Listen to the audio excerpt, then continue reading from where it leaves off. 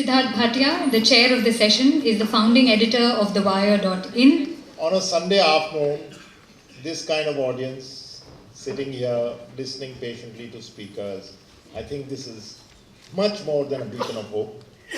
This is a statement. Firstly, let's be a little honest. Bombay has lost the kind of intellectual fervor and vigor and robustness that it used to have. And it happens in small pockets, discussion, debate, maybe even a little bit of resistance. I was talking to somebody the other day and I said, this is like resistance. And this friend of mine said, why are you using language last used in the 70s? So something is happening. And Mumbai Collective, they had a superb get-together and conference last year. I was not there. And this time when they said we are having another one, no questions asked, I said yes. And I'm really happy I did because I saw the list of speakers, extremely impressive. I saw the subjects. And it struck me that many of these subjects are subjects that are valid in our country at different times. But when we start talking and having an entire 2-hour session on fear, the culture of fear, we know that something fundamental has changed in India. And that fundamental change, that shift, is not in our minds, it has got real consequences for people. The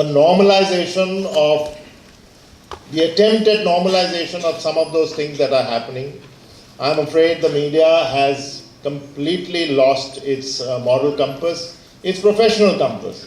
So the normalization of that kind of thing is a way to divert attention and turn the gaze away from these important issues. But you can't run away from the fact that this is generating real fear among not just minorities who are probably at the receiving end, but fear among all kinds of people, the vulnerable, the poor. They are going to be forgotten, they are going to be left behind, and when some gaze will fall upon them, it's probably going to be a gaze of impatience and violence. And there is fear even among traditional classes, traditionally powerful classes, who are now beginning to think, when will this reach me? And it has already reached them, but they do not know it. So the very fact that we are discussing this, the very fact that we've got people on this dais who are, all of them have personally experienced some form of intolerance or the other, is something. But then we are discussing it with so many people, in the context of this entire 2-day collective conference, is itself, Saeed said, beacon of hope. I said it's much more than that. It shows that there is an element of resistance to say, this can't go on. Each one of you is going to go back and carry this message with you and perhaps spread it around, this can't go on. And, ever the optimist, I think, Saeed, I'm looking at some lights at the end of the tunnel here and there.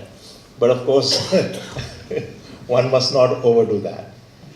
So, without much ado, I didn't want to make a big opening statement about it, except to say that we've got a stellar panel. Without much ado, I'm going to ask them. I'm going to give a couple of lines just to put things in context. Kiran Nagarkar, who comes to us readily and speaks on literature, on society, has personally suffered at the hands of moral police, censors. His stories about how the censors passed his plays in the old days and hurried up the number of cuts because they had to break for lunch.